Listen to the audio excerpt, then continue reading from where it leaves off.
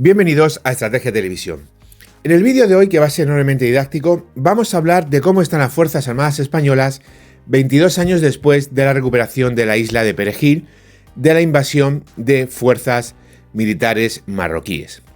Vamos a analizar en qué hemos mejorado, vamos a analizar en qué hemos empeorado y finalmente haremos no solamente una conclusión final, sino una reflexión sobre la realidad de las Fuerzas Armadas y el camino que debemos de emprender.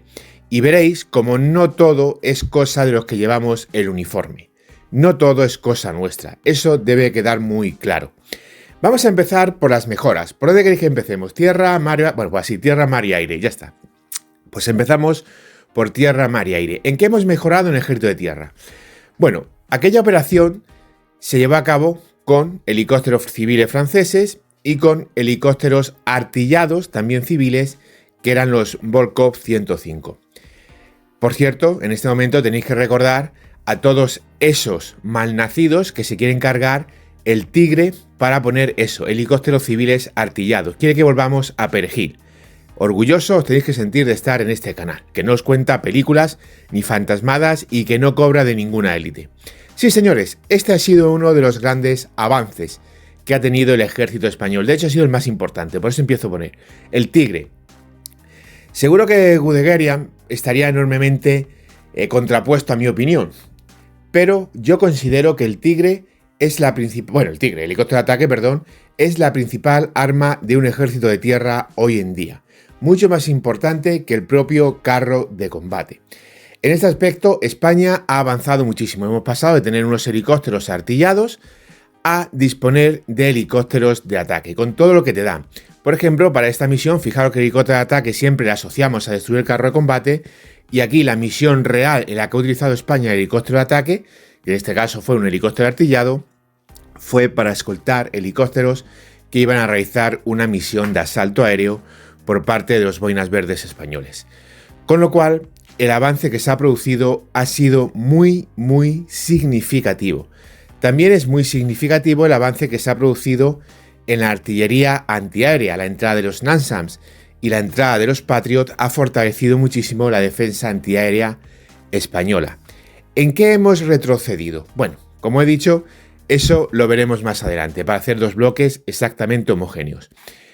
En el ejército de tierra, el principal avance que se ha producido ha sido la llegada de los helicópteros, tanto del Tigre como del NH-90, porque recordemos que los Puma, Super Puma y Cougar no dejan de ser helicópteros civiles de Airbus adaptados a necesidades militares, y por supuesto la llegada de los Tigres. A eso hay que unirle, por ejemplo, la artillería antiaérea con los NASAMS y los Patriot. Esto es lo más interesante. El resto, bueno, el resto sigue exactamente igual. Hemos dicho tierra, mar y aire. Pues vamos con la Armada. ¿Qué ha mejorado de la Armada en estos 22 años? Bueno, pues ha mejorado que ahora tenemos unos destructores realmente potentes y capaces, por lo tanto la escolta ha mejorado muchísimo. Hemos pasado de la clase de la clase Baleares a la clase Álvaro Bazán. Esto es un avance importante y además ha sido el único paso que no ha llevado reducción, porque si no me equivoco, la clase Baleares, la F70, eran 5 y las F100 son 5, por lo tanto creo que incluso hemos sustituido número por número, algo inaudito en el ejército. Y además hemos mejorado en el tema de que ahora disponemos de un portahelicópteros que antes no teníamos.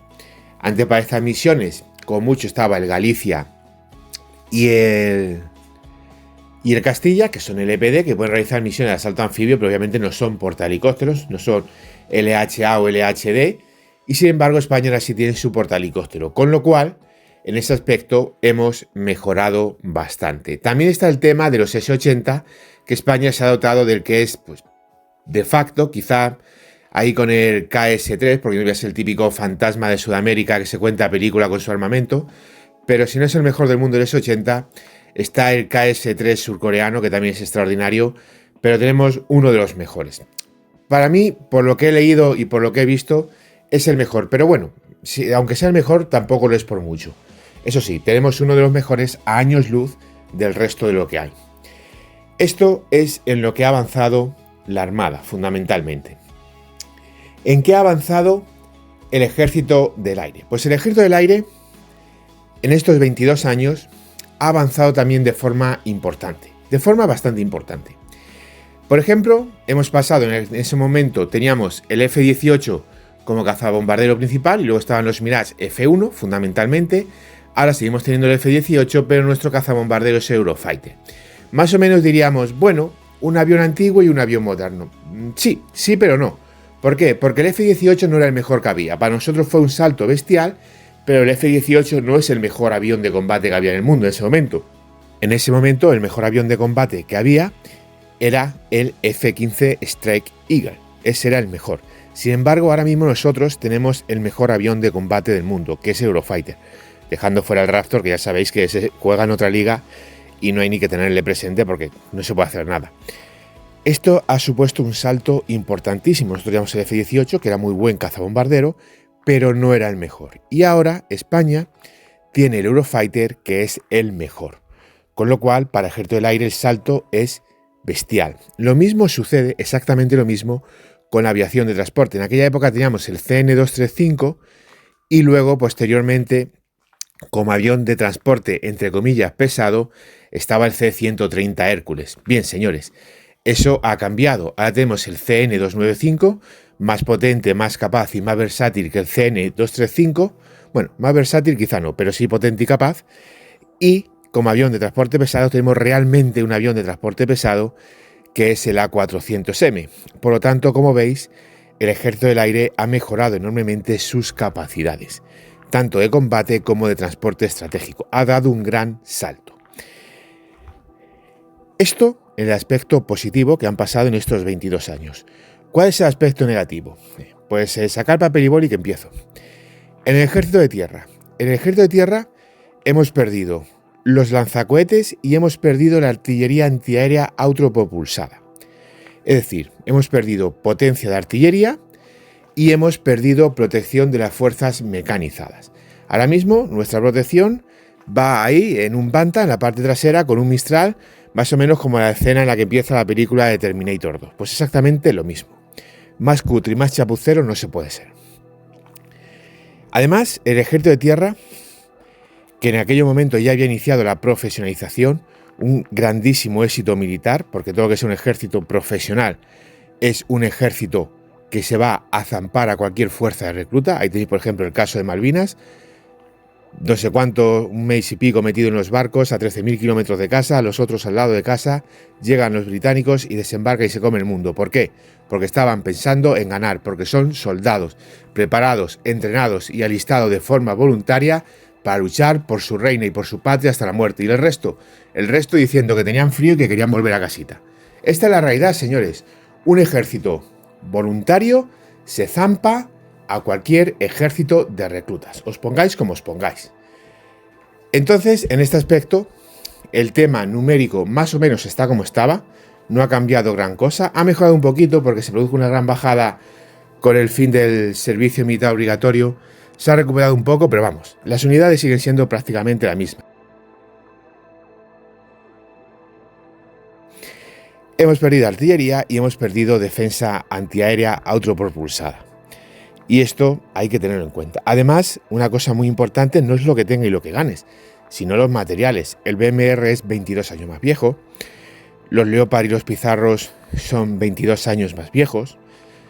Tenemos que tener presente también que el resto de vehículos, muchos de ellos, son 22 años más viejos.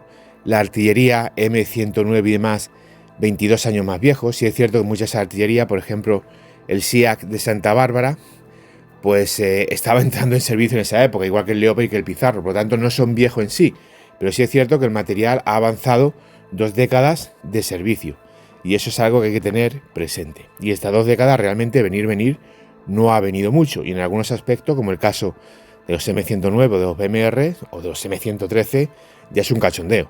Ya es un cachondeo que sigan en servicio materiales de la guerra de Vietnam. Es un cachondeo. ¿Qué pasa con la Armada? Bueno, pues ¿qué hemos retrocedido en la Armada? Pues hemos retrocedido muchísimo. Tenemos 2 submarinos operativos, solamente 2. Y además hemos pasado desde el aspecto táctico de 8 submarinos a 4, que no te da para cubrir ni la mitad de nuestras aguas jurisdiccionales, ni la mitad.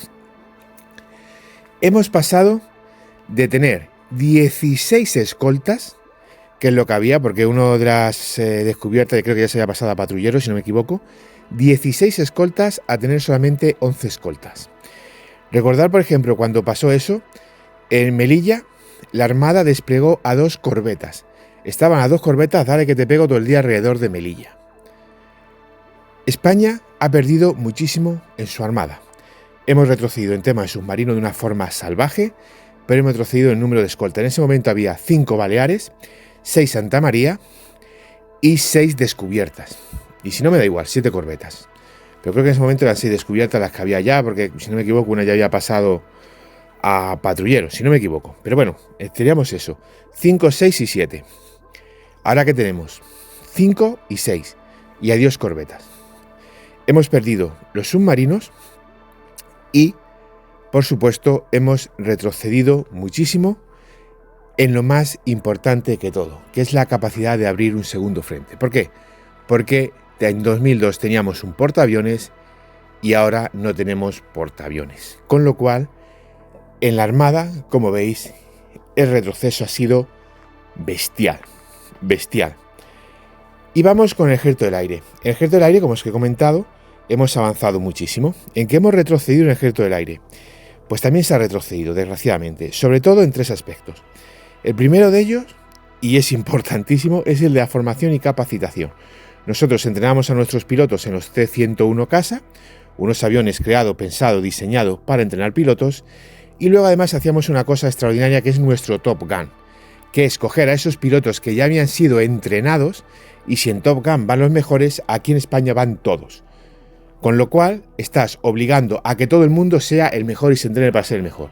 Cogíamos a esos pilotos que se habían formado en aviones con motores a reacción, los C-101, y lo mandábamos a Talavera la Real. Aquí a entrenarse el F-100. Por cierto, me vais a permitir esta chorrada, pero la verdad es que le pongo toda la gana del mundo para hacer los vídeos, ¿eh? Os estoy hablando de todo esto y lo estoy acompañando de las imágenes que nos muestran. La verdad es que a veces me sorprende a mí mismo, pero bueno, vosotros me lo agradecéis viendo los vídeos y consiguiendo que tenga más visualizaciones con 4 gatos que somos que muchos canales con más de 100.000 suscriptores. Así que muchísimas gracias a todos. Continúo.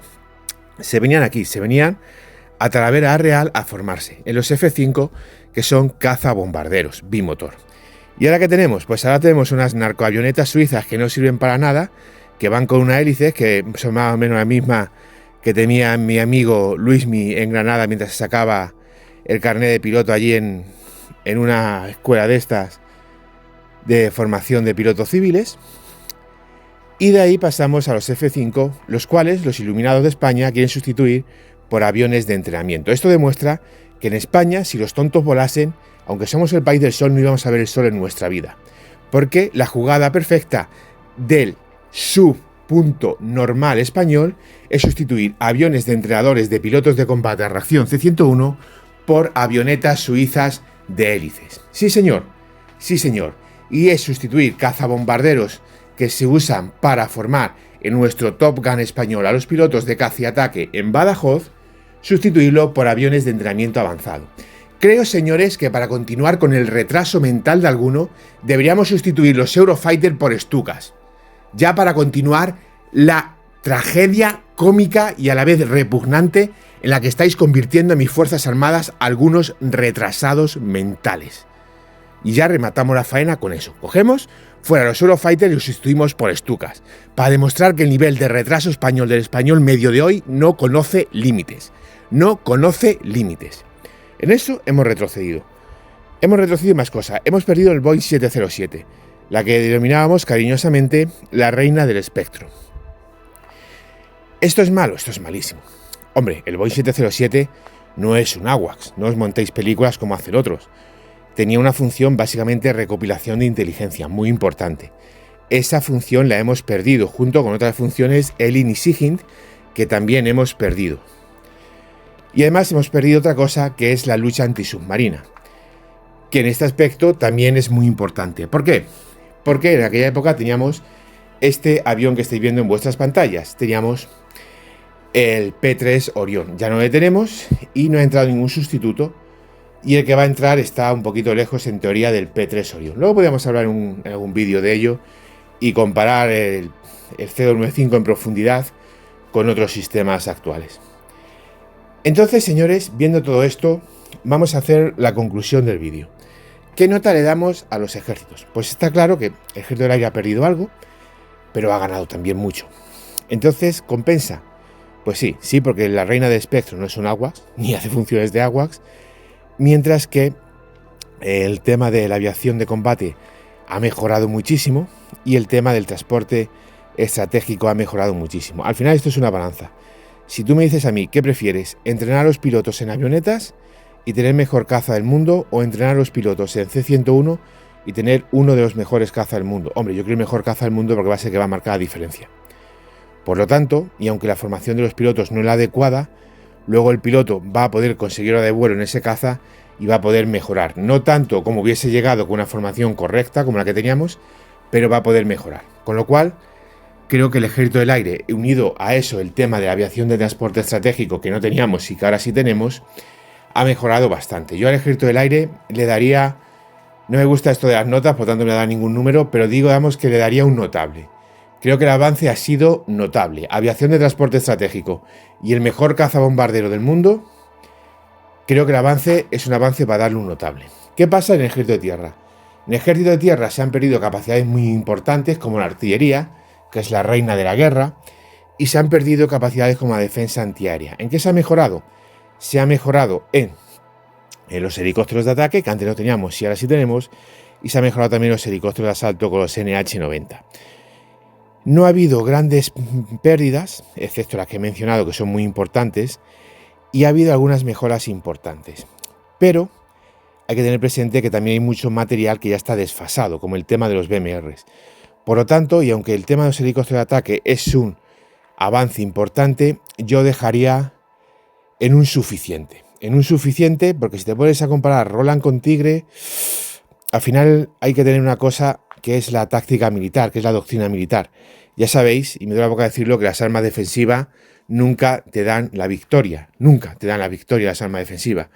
Con lo cual, el Roland, que no deja de ser un arma ofensiva con el Tigre, pues hombre, ganas un poquito más con el Tigre, las cosas como son. No desde el punto de vista operativo, que también, sino desde el punto de vista de la doctrina militar. Los lanzacohetes con los helicópteros de asalto, bueno, pierdes porque pierdes artillería, por lo tanto pierdes muchísimo. Me hemos mejorado con los Patriots y los NASAM la artillería antiaérea. Pues como veis, una de cal y una de arena, una de cal y una de arena, sumando material bastante obsoleto como alguna parte de artillería, sobre todo la autopropulsada, y el tema de los BMRs, yo dejaría en un suficiente. ¿Y qué pasa con la Armada? Pues señores, la Armada ustedes mismos. Hemos mejorado los escoltas, de forma además muy importante, con el Aegis. Hemos avanzado muchísimo en tecnología, tema de los submarinos y tenemos un portahelicóptero, pero hemos perdido buques escoltas de 17 a 11, un recorte bestial y salvaje. Hemos perdido el tema de los submarinos, porque nada te sirve tener probablemente el mejor si no si no le tienes en servicio.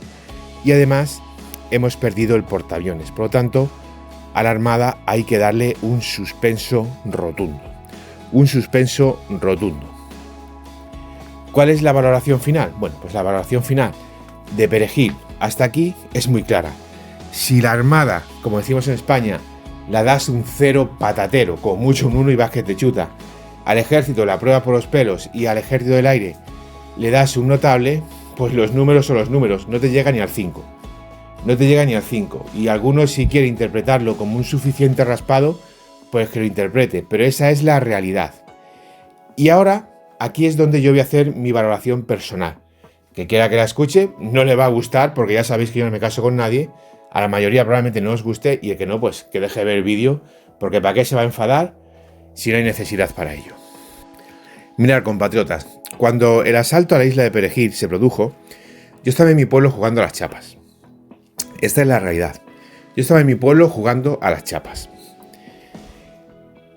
Señores, en 22 años, en vez de avanzar, como veis, hemos retrocedido. Yo creo que este título del vídeo tendría que haberle puesto ni fu ni fa. Los que seáis españoles esto lo vais a entender perfectamente. Porque es la realidad de las Fuerzas Armadas. Ni fu ni fa. Ni siquiera creo que lleguemos a un lo comido por lo servido. Ni fu ni fa. Como veis, lo poquito que se ha avanzado no compensa o como mucho sirve para medio tapar todo lo que hemos perdido. Y esto es algo que tenemos que tener muy, muy presente. Además, si os ponéis a analizarlo fríamente, ¿en qué hemos avanzado?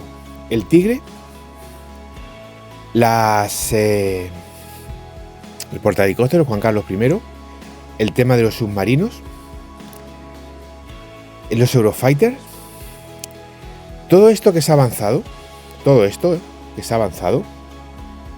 quitando el tema de los NH90, todo lo demás viene de Felipe González y de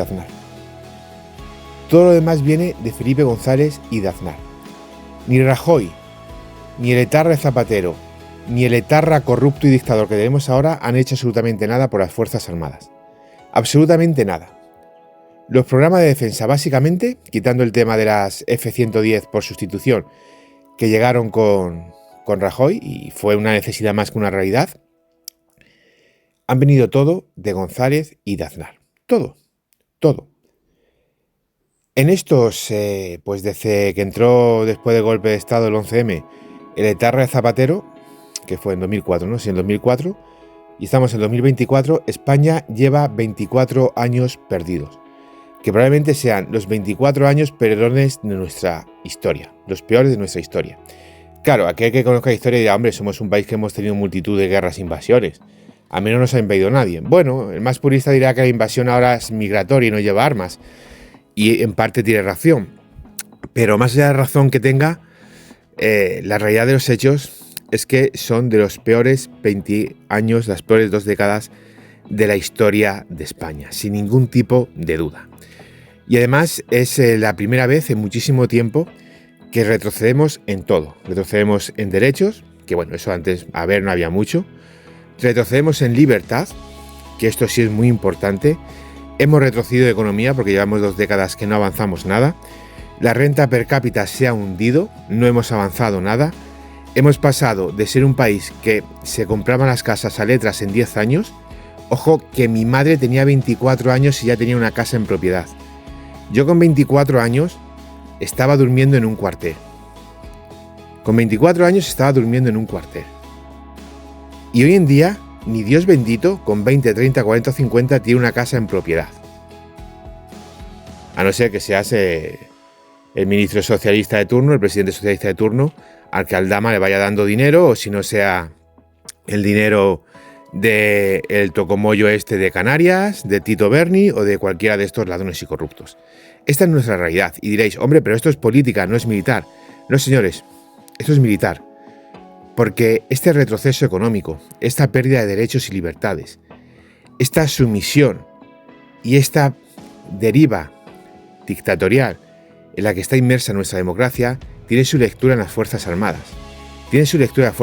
No olvidéis nunca que en el presupuesto en el que Rajoy mandó al desguazo al príncipe de Asturias, porque no se quería gastar 70 y pico, 80 y algo millones en modernizarle, fue el mismo presupuesto en el que daba 110 millones de subvenciones a los sindicalistas, a esos ladrones de extrema izquierda que en el 36 fusilaron, violaron y torturaron a millones de españoles. Esta es nuestra realidad y esto nos afecta muchísimo a los militares porque nuestro presupuesto no es de la Casa Real. Nuestro presupuesto sale del Consejo de Ministros y se aprueba en el Parlamento. Y como veis, España en estos 22 años, lo bueno, lo que ha avanzado es lo que nos dio Felipe González y lo que nos dio Aznar. Eso es lo bueno y eso es en lo que se ha avanzado. Esta es nuestra realidad, señores. Esta es nuestra realidad. Y como veis, no hemos avanzado nada porque al final, como os he dicho en el vídeo, ni fu ni fa. ¿Estamos mejor capacitados que hoy que ayer para la guerra? Hombre, desde un punto de vista doctrinal sí estamos mejor capacitados, porque hay algunas carencias graves, como es el tema de submarinos, pero hemos avanzado muchísimos en otras, como la calidad de nuestros escoltas. Eso sí, retrocediendo en número, nuestra armada ha ido para atrás, pero sí que tenemos algo que se llama la aviación de caza y ataque. Y en este aspecto, tener el mejor avión de caza y ataque del mundo, pues obviamente te hace crecer muchísimos puestos, muchísimos niveles. Además, a eso tienes que sumarle otras cosas muy importantes, como los aviones de transporte estratégico. Entonces, aunque los que hayáis visto la primera parte del vídeo he dejado muy claro que es un ni fu ni fa, desde un punto de vista de la adquisición y tenencia de materiales, desde un punto de vista estratégico, sí es cierto que estamos un poquito mejor, solo un poquito mejor. Por eso he dejado para esta parte del vídeo, para que sigáis aquí conmigo. Solo un poquito mejor porque si te pones a mirarlo desde un punto de vista militar, el hecho de poder tener al mejor avión de combate, y además no 20 o 30 unidades, porque ya vamos por 110 unidades, te garantiza que cualquiera que quiera atacarte, a no ser que venga con el Raptor, no va a conseguir sobre ti superioridad aérea. De hecho, vas a conseguir tú sobre él. Y teniendo presente esto, tendríais que saber que nadie te puede ganar una guerra si no domina el cielo. En el mejor de los casos, y si tú eres muy inútil, vas a ir a empatar. ¿Os acordáis que la semana pasada hice un vídeo donde os dije que, bueno, qué países tendrían capacidad de invadir España y demás? Y con Estados Unidos os dije que nos masacrarían. Y es cierto que nos masacrarían. Pero si pensáis en una flota de Estados Unidos, cuando te haga despegar el F-35, que tiene la capacidad de carga que tiene, y los F-18 Super Hornet, los Eurofighters se lo zampan. Es que tenemos ya 114 Eurofighters, una cosa así. Son muchos Eurofighters. No es nada sencillo quitarte del medio a 114 Eurofighters. Probablemente también tenemos que tener muy claro el factor de los misiles antibuque para luchar contra esa flota. Y luego ya todo el tema que os dije que daba igual porque Estados Unidos podía mandar al B-2 Spirit, nosotros nos íbamos a enterar y nos iba a arrasar las bases aéreas, las fábricas de armas y demás. Que esto también. Pero si miras solamente en plan caballero medieval, flota americana del portaaviones, es decir, F-35 y Super Hornet con el Eurofighter, Estados Unidos iba a necesitar la mitad de sus portaaviones. Y con todo y con eso veríamos qué pasaba. Tenemos un avión extraordinario. Entonces en ese aspecto sí que hemos avanzado mucho. Perdemos por goleada en los submarinos, hemos perdido el número de escoltas, pero es cierto que las F-100 nos dan mucha vidilla, pero hemos retrocedido el número de escoltas. Al final, por muy bueno que sea un buque, no tiene la capacidad de Dios Todopoderoso de estar en todas partes al mismo tiempo, con lo cual no podemos hacer absolutamente nada en ese aspecto. De nada te sirve tener 4 muy buenos si no puedes ni tener siquiera garantizado uno desplegado en la mitad de tus zonas marítimas. Y el ejército de tierra se han perdido capacidades muy importantes, pero, y creo que lo he dicho en la primera parte del vídeo, en el aspecto doctrinal, si tienes que elegir entre armas defensivas y armas ofensivas, elige siempre el arma ofensiva. Siempre. No me seas como estos paletos que te dicen, tu país rival tiene carro de combate, pero yo tengo misiles anticarro, para darlos con la mano abierta. Nunca hay que elegir el arma defensiva. Hay que elegir el arma ofensiva. Jamás, 10.000 años de historia, jamás la defensiva ha dado la victoria. Jamás. Las mayores epopeyas que han terminado bien, por ejemplo la resistencia de Alcázar de Toledo, que fue una de las mayores epopeyas militares de la historia de la humanidad, salió bien porque al final una columna desde el sur los rescató. Si no, hubiese sido un desastre, como pasó en el Álamo. ¿Recordad el Álamo? Sí, recordad el Álamo, que terminaron todos muertos.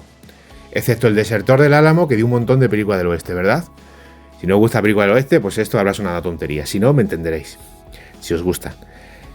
Cualquier táctica defensiva solo te lleva a conseguir la derrota. Recordad, por ejemplo, la famosa línea Maginot ahí en Europa contra los alemanes, de los franceses. ¡Oh! Esta línea es insuperable. Fortificaciones de cemento y hormigón. Nadie podrá pasarla. Generales alemanes, no te preocupes, voy a entrar por Bélgica, gilipollas. Ya está. ¿En qué quedó la línea Maginot? Bueno, hoy en día para turismo. Jamás la defensiva ha dado la victoria. Jamás. Y jamás la va a dar, porque en su propia concepción la defensa no puede dar la victoria.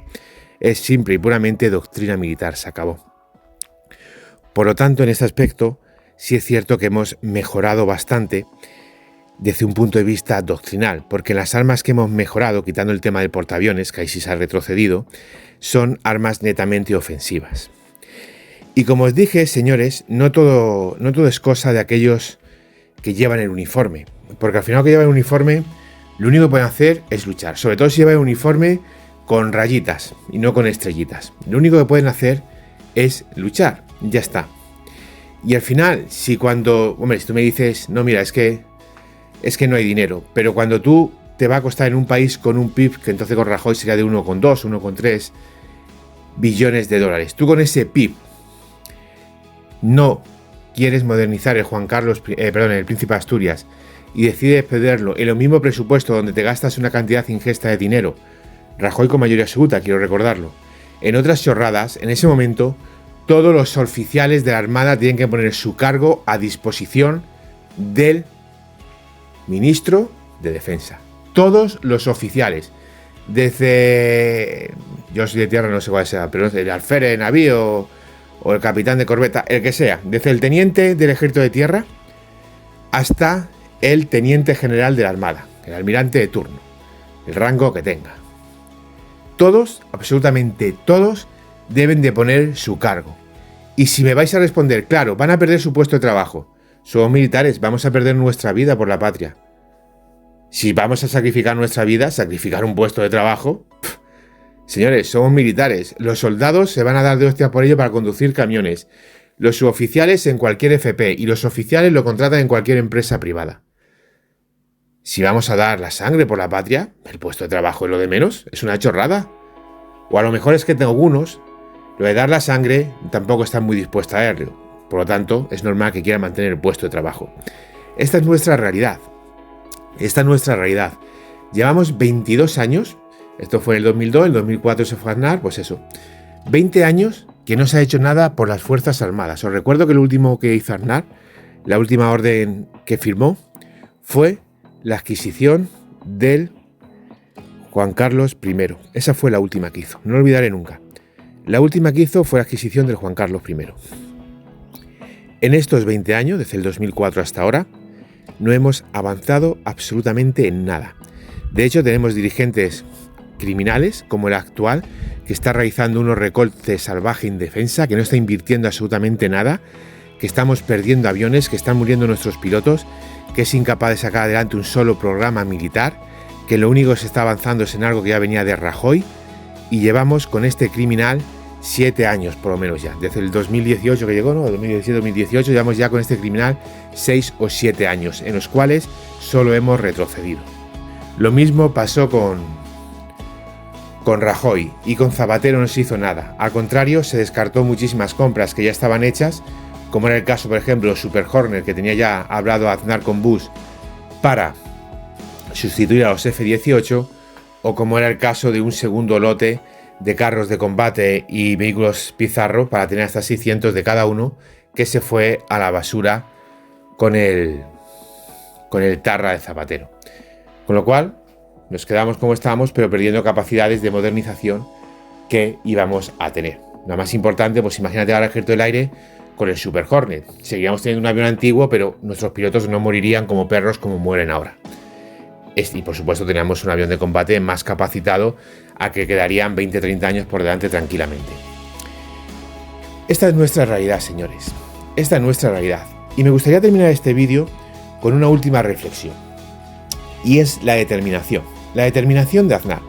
Todos sabéis cómo fue lo de Perejil. Digamos, bueno, cada cual lo interpreta como quiere. Los oficialistas te quieren contar que si los acuerdos pesqueros, que si el apoyo de Aznar a los saharauis y demás, cada uno que interprete como quiere. Pero sí es cierto que fue una intentona de ocupar un territorio bajo soberanía española. ¿Y qué hizo Aznar? ¿Os vais? No, pues os echo. Y ahora me contáis las películas que me queráis contar, las fantasías, vuestras pajas mentales y vuestro deterioro cognitivo e intelectual. Me da exactamente igual, porque el 99% de vosotros ni siquiera habéis tenido cojones de coger un arma para servir a vuestra patria. Seréis incapaces de señalar a Afganistán en un mapa. Jamás habéis visto un compañero morir. Yo en el campo de batalla no, pero en maniobras hasta 5. 4, y uno que se suicidó. Me podéis contar las películas que me queréis contar. La inmensa mayoría de vosotros, como mucho, habrá hecho la mili. Como mucho. Y porque era obligatorio. A mí no fue ningún guardia civil a mi casa a buscarme para hacer la mili. Me fui yo solito.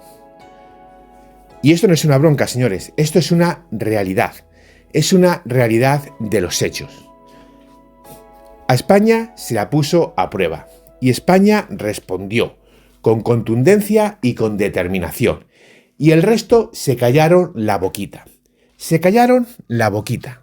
Y ahora contadme las películas que me queráis contar de Francia, de Estados Unidos y todo vuestro derrotismo fracasado de gente intelectualmente pobre, vaga e inútil. Contadme las películas que me queráis contar. El político respondió y el ejército cumplió a rajatabla. Los oficiales de los buques se llevaron por delante a los buques marroquíes. Directamente los embistieron porque consideraron que estaban poniendo en peligro la fuerza allí transportada. Los miembros de operaciones especiales tomaron el islote en cuestión de segundo. Se hizo prisionero a las tropas invasoras, se dio una patada en el culo y arreando para Marruecos. Y el resto del mundo, chitón. Hicimos lo que teníamos que hacer. Esta es la realidad. Hoy en día, en fin, todos sabemos lo que hay, la rendición, la claudicación y el sometimiento que tenemos permanentemente hacia Rabat. ¿Por qué?